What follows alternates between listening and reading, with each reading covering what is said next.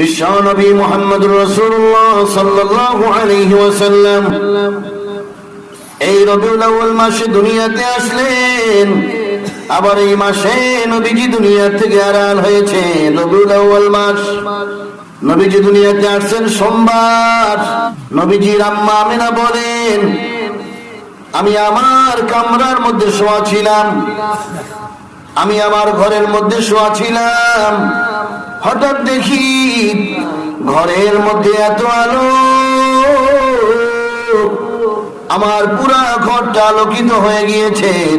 নবীজির আম্মা আমিনা বলেন, আমি দেখলাম দুইজন নারী আমার কাছে চলে আসছে, এসে বলতেছে, আমিনা তুমি ভয় পাইও না, ও আমিনা ভয় পাইও না, টেনশন করিও না, চিন্তা করিও না, আমি হলাম ঈসার মা মারিয়াম, আর এই হলো আসিয়া। আমিনা শোনো, আল্লাহ পাক তোমার খেদমতের জন্য আমাদের দুইজনকে পাঠিয়ে দিয়েছেন। এই দুইজন নারী বলতেছে, আমিনা শোনো, তোমার গর্ভে যে সন্তান আছে, এই সন্তান সাধারণ কোন সন্তান নয়, এই সন্তান আখিরি জামানার পয়গম্বর হয়ে যাবে। ও আমিনা শোনো, এই সন্তান ভূমিষ্ঠ হওয়ার পরে সন্তানের নাম রাখবে মুহাম্মদ। কি নাম বলেন না সবাই? কি নাম? আর মুহাম্মদে বলি কি নাম? সাল্লাল্লাহু। নবীজির আম্মা আমিনা বলেন, শিশু মুহাম্মদ দুনিয়াতে আসলো, আমি আমার শ্বশুর আব্বাকে খবর দিলাম। আব্দুল মুত্তালিব ঘরে চলে আসলেন। নবীজির আম্মা আমিনা বলেন, আমি শিশু মুহাম্মদকে আমার শ্বশুর আব্বার কোলে দিলাম। আর একটু জোরে। আব্দুল মুত্তালিব শিশু নবীকে কোলে নিয়ে অন্য কোথাও না গিয়া, অন্য বাড়িতে না গিয়া, ঘর থেকে শিশু নবীকে কোলে নিয়ে সোজাসুজি আল্লাহর ঘরের কিনারে চলে গেলেন। আওয়াজ করে বলি আল্লাহু আকবার। কাবা শরীফ, শত শত মানুষ, সবাই খুশি আব্দুল মুত্তালিবের কোলে নাতি দেখে, এত সুন্দর চেহারা, সবাই খুশি। কিন্তু আব্দুল মুত্তালিবের দুই চক্ষু দিয়া পানি পড়তেছে।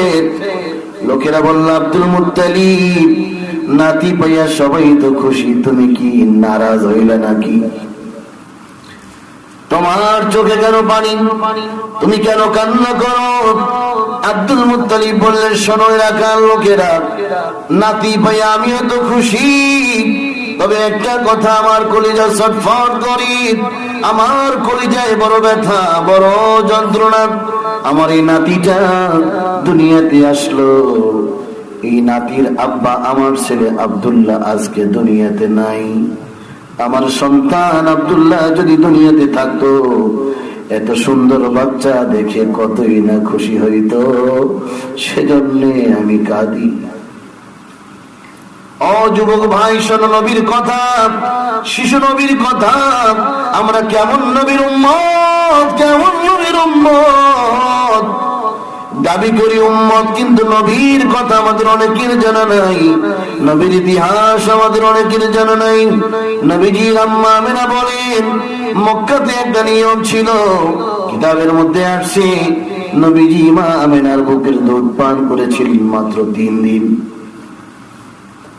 মক্কাতে একটা নিয়ম ছিল, গ্রামের মহিলারা শহরে আসতো, ধনীদের বাচ্চাদেরকে গ্রামে নিয়ে লালন পালন করত, দুধ পান করাইতো, বিনিময়ে অনেক টাকা পয়সা পাইতো। নবীজির দুধ মাতা হালিমাতুস সাদিয়া বলেন, আমি তায়েফ থেকে আসলাম, একসাথে অনেক মহিলারা রওনা করলাম। আমার সওয়ারিটা দুর্বল থাকার কারণে আমি সবার পিছনে পড়ে গেলাম। আমার বান্ধবীরা সবাই আগে চলে গেল, আগে গিয়া মক্কা নগরে বাচ্চাদেরকে নিয়ে গেল। হালিমা সাদিয়া বলেন, মক্কা শহরে যাইতে যাইতে আমার বিকাল হয়ে গেল। আমি বাসায় বাসায় ঘুরি, কিন্তু কোনো বাচ্চা নাই। আমার বান্ধবীরা বাচ্চা নিয়ে লালন পালন করতেছে, তাবুকের সেখানে আছে। পরের দিন সকালবেলা আমরা সবাই একসাথে রওনা করব। হালিমা বলেন, আমি কোনো বাচ্চা পাই না, কোনো বাচ্চা খুঁজে পাই না। অনেক তালাশ করার পর হঠাৎ দেখি একটা ছোট্ট ঘরের মধ্যে একজন মহিলা একটা ছোট বাচ্চা নিয়ে বসে আছে। হালিমা সাদিয়া বলেন, আমি এ ঘরের মধ্যে প্রবেশ করলাম, বাচ্চার দিকে তাকাইলাম। খোদার কসম, ওই বাচ্চার চেহারার দিকে যখন আমি নজর দিলাম, এত সুন্দর বাচ্চা আমার জীবনে আমি কোনোদিন দেখি নাই। হালিমা সাদিয়া বলেন, ও আমেনা, আমার বান্ধবীরা সবাই তো বাচ্চা নিয়েছে, ওই যে তাবুকের সেখানে দুধ পান করাচ্ছে, লালন পালন করতেছে। আগামীকাল সকালবেলা সবাই একসাথে রওনা করব। তোমার এই বাচ্চাকে কি কেউ দেখে নাই? মা আমেনা বলেন, ও হালিমা, তুমি আবার আমার কলিজার মধ্যে আগুন ধরে দিলা। আমার এই বাচ্চাটাকে সবাই কোলে নিয়েছে, আমার এই বাচ্চাটাকে সবাই কোলে নিয়েছে নেওয়ার জন্য, কিন্তু যখনই শুনছে এই বাচ্চার আব্বা দুনিয়াতে নাই, এই বাচ্চাটা এতিম, আবার ফেরত দিয়ে দিছে। না, এতিম বাচ্চাকে নেব না, এতিম বাচ্চাকে লালন পালন করে কোনো উপকার আমাদের হবে না। আসলে তারা তো জানে না এই বাচ্চাকে যেই কোলে নিবে তারই কপাল খুলে দিবেন কে? আরো জোরে বলেন কে? হালিমা সাদিয়া বলেন, আমি আমার স্বামীকে বললাম, ও স্বামী, খালি হাতে যেতে মনে চায় না, এই তিন বাচ্চাটাকে নিয়ে নেই। হালিমার স্বামী বলেন, ও হালিমা, এই তিন বাচ্চাটাকে নিয়ে নাও। আমার মন সাক্ষী দেয়, এই তিন বাচ্চার মধ্যে আল্লাহ পাক আমাদের জন্য বরকত রেখেছেন। আওয়াজ করে বলেন সুবহানাল্লাহ। হালিমা সাদিয়া বলেন, শিশু মোহাম্মদকে কোলে নিলাম, রাত্রি বেলায় তাঁবুর মধ্যে থাকলাম। পরের দিন সকাল বেলা আবার একসাথে রওনা করলাম, কিন্তু আজকের অবস্থা ভিন্ন। গতকালকে যেই সওয়ারি নিয়ে আমি সবার পিছনে ছিলাম, আজকে ওই সওয়ারি নিয়ে সবাইকে পিছনে ফেলে আমি সবার আগে চলে যাই। আল্লাহু আকবার বলি, আল্লাহু আকবার। মহিলারা বলল, হালিমা দাঁড়াও,